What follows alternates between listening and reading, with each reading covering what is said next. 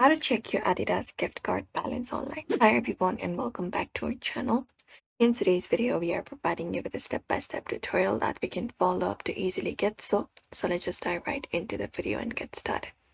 So we can head over to the official Adidas gift card page. Let's search for it. Search for Adidas gift card and search for balance. And hit enter and we'll be finding it. We can click on this link right here. And also make sure it's the official Adidas website for your reason.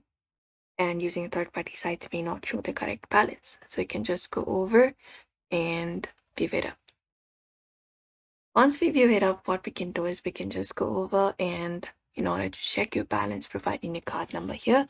It's a 16-digit number found on the front of your card. Do not enter spaces for that. And click on the security code and you can enter the 6-digit number found in the bottom left of your card. Once it is done, you can click on this option called lookup card, and that way you should be able to find the balance. You can use this balance checker right here to find the balance. And that is it. The website will display the current balance available on your gift card. You can use this balance right here during checkout at adidas.com or in stores. And make sure you have entered the correct reasons gift card. Some cards are reason specific.